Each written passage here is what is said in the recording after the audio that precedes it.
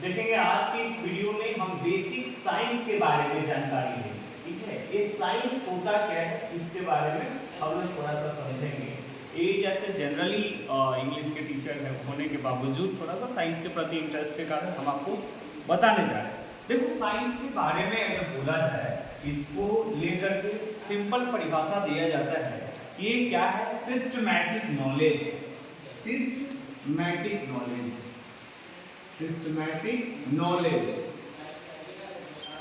है ना।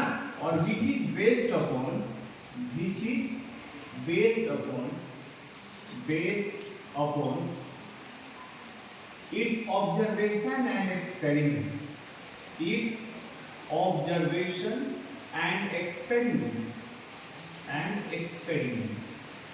ठीक है, मतलब अगर इस विज्ञान के बारे में बात की जाए तो बताया जाता है एक व्यवस्थित ज्ञान है जो आधारित होता है ऑब्जर्वेशन पे, यानी क्या हम देखते हैं और क्या हम प्रयोग करते हैं। एक है, एक होता है मतलब कि विज्ञान। ठीक है, अब जो हमारा मॉडर्न साइंस है, मॉडर्न साइंस जो है जिसे हम आधुनिक विज्ञान कहते हैं, इस मॉडर्न साइंस को आगे जाकर के 3 क्लासिफिकेशन दिए गए हैं। समझो, इस मॉडर्न साइंस का 3 क्लासिफिकेशन है जिसमें हम सबसे पहला डिस्कस करते हैं फिजिक्स के बारे में, फिजिक्स के बारे में, और दूसरा हम डिस्कस करते हैं केमिस्ट्री के बारे में, और तीसरा हम डिस्कस करते हैं बायोलॉजी के बारे में। ठीक है, ये जो है हमारा किसके अंतर्गत में आ जाता है? मॉडर्न साइंस के अंतर्गत में आता है। ठीक है, physics, chemistry and biology. Simply इसको हम समझें। देखो फिजिक्स क्या है?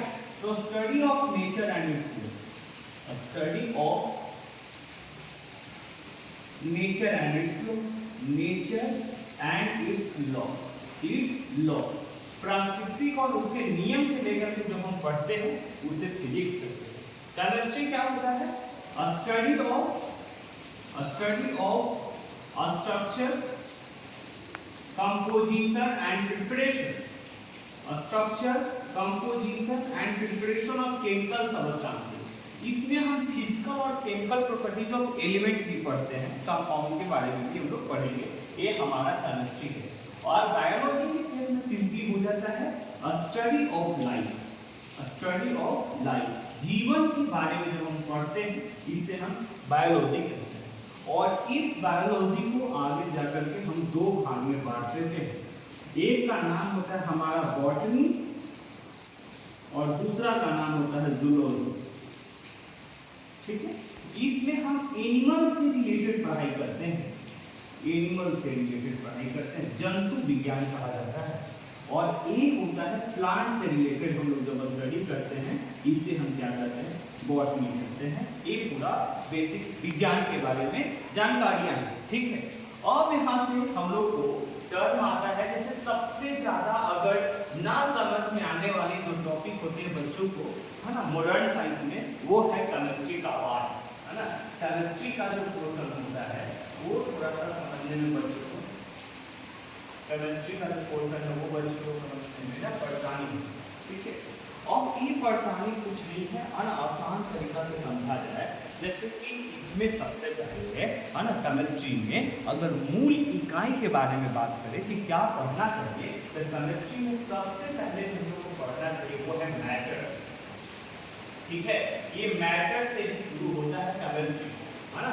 अब देखो मैटर का मतलब मामला क्यों हो जाता है, नहीं बोलते कहीं लड़ाई वड़ाई हो गया, ये भाई वो मैटर हो गया है, सुलझा के हम आ रहे हैं। यहाँ जो मैटर का मतलब ये पदार्थ होता है, और इस मैटर को हम परिभाषित करते हैं anything that occupy a space and has a mass, anything that occupy a space, that occupy a space, occupy a space and has some mass, and has some mass, some mass। वह कोई भी चीज जो space माने जगह घेरता हो और उसमें मास होता हो उसे हम मैटर कहते हैं, पदार्थ कहते हैं। समझ में आया बाबू? ये भी पदार्थ का परिभाषा है। Anything that occupy a space, वह जो स्थान घेरेगा, है ना, और उसमें कुछ मास होता है उसे हम क्या कहते हैं? मैटर कहते हैं, पदार्थ कहते हैं। इसके बाद देखो ये मैटर, यहाँ एक मैटर होने के लिए एक कंडीशन होता है। कंडीशन का मतलब एक हालात हो गए क्या क्या चाहिए? तो पहला बताता है ऑक्यूपाई अ स्पेस और दूसरा हैव सम मास, है ना। Occupy a space and have some mass, एक कंडीशन है तभी जाकर के वो मैटर होगा।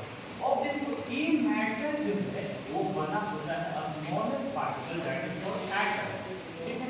इसे परमाणु या अणु कहते हैं, इसे बोला जाता है स्मॉलेस्ट पार्टिकल। क्या बोलते हैं? Smallest particle. ठीक है। और इन्हीं आप 9th के क्लास में भी पढ़िएगा, डाल्टन नामक वैज्ञानिक था। डाल्टन बोला atom is the smallest particle, it can not be divided, ठीक है। ये बोल दिया ना कि कोई मैटर है, जैसे हम सर मैटर का उदाहरण, तो जैसे मान लो कॉमन सा एग्जांपल ले लो, आयरन रॉड ले लो, एक लोहा का रॉड ले लो, ठीक है। ये आयरन रॉड बाबू, आयरन रॉड, ठीक है। अब इस आयरन रॉड इसका कुछ न कुछ तो जगह छेद रहा है, ठीक है। अच्छा इसका वजन भी होगा, तो देखो मास का अगर तुमको क्वेश्चन पूछना कि सर मास किसे कहते हैं, तो मास क्या होता है? क्वांटिटी ऑफ मटेरियल, कितना मटेरियल इसके अंतर्गत में है वही उसका द्रव्यमान होगा, ठीक है ना।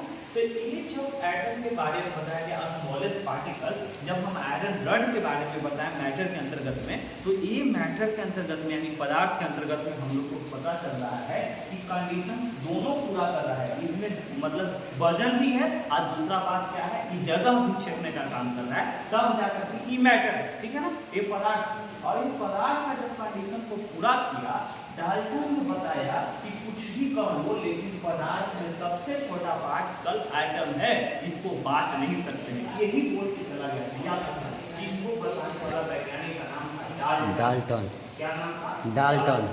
लेकिन फिर इसके बाद एक और वैज्ञानिक आते हैं जिनका नाम था रदरफोर्ड। क्या नाम था? रदरफोर्ड।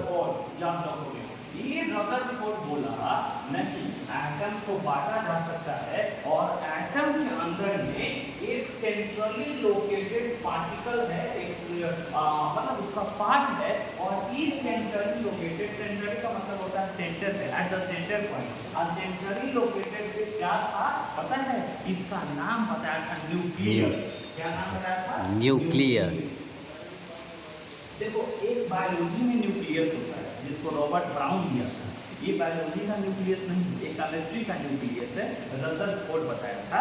और बताया था कि एटम के अंदर में पाया जाता है, ठीक है। और जब इन्होंने बताया कि एटम के अंदर में पाया जाता है तब इसका स्टेटमेंट गलत हो जाता है। ये तो बोला कि एटम को बांट नहीं सकते, रदरफोर्ड बोला कि नहीं एटम को बांट सकते हैं, उसके अंदर में क्या है? न्यूक्लियस। समझ में आया? और पता है जब ये स्टेटमेंट खत्म हो गया कि atom can not be divided, ये न्यूक्लियस मिला और इस न्यूक्लियस में जाकर के बताया गया था रदरफोर्ड के द्वारा ये पॉजिटिवली चार्ज है। कैसा चार्ज है? पॉजिटिवली चार्ज है, यानी यहाँ पे पॉजिटिव चार्ज पाया जाता है न्यूक्लियस के अंदर। ये बोला पॉजिटिव चार्ज है, तो हाँ पॉजिटिव चार्ज है इसके अंदर। बोला कैसे पॉजिटिव चार्ज है? तब यहाँ पे एक्सपेरिमेंट किया था, उसका नाम पता है अल्फा रे बमबारी, है ना। अल्फा रे बमबारी गोल्ड कॉइल लिया था, सुनो बढ़िया से, गोल्ड कॉइल लिया था सोना की पट्टी, उस पर अल्फा किरण पास किया था। अल्फा किरण हीलियम को कर देता है, He+2 को करता है, उसमें 2 unit positive charge 4 unit mass होता है।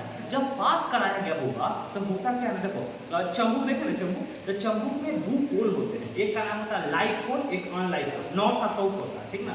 तो एक दाने से सटाव है ना तो तुरंत सट जाएगा, लेकिन जब दोनों का एक पोल एक जैसा करोगे तो सटेगा नहीं, देखना। तो अम्बुक एक दूसरे को धक्का देता है, इसी प्रकार से यहाँ पे होता है। तो लाइट चार्ज क्या करता है? रिपल्सन का काम करता है, और अनलाइट चार्ज अट्रैक्शन का काम करता है। जब रिपल्सन का काम हुआ तो हम कहा कि अच्छा इससे मतलब पॉजिटिव चार्ज हम भेजे हैं और उसमें न्यूक्लियस में पॉजिटिव चार्ज था, यही कारण है एक दूसरे से वो डाइवर्ट हुआ, ठीक है ना। तब जाकर के पता चला कि न्यूक्लियस के पास कौन सा चार्ज था? Positive charge.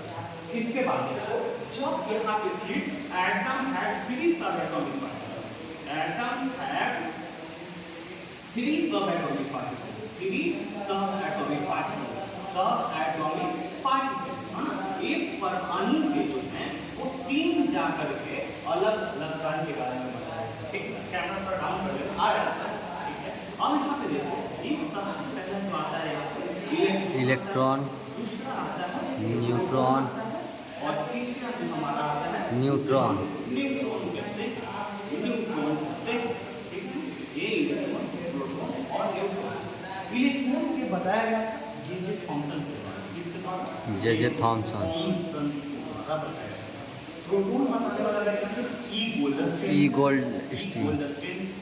और ये थे James Chadwick. James Chadwick. James Chadwick. ठीक है, चैडविक। ठीक है, ये देखिए ये तीन जाकर के सब एटॉमिक पार्टिकल के बारे में बताया गया, ठीक है ना। और इस तरीका से ना ये पूरा विज्ञान का वर्गीकरण हुआ, ठीक है। अब अलग अलग जाकर के इसका क्लासिफिकेशन हो जाता है ना।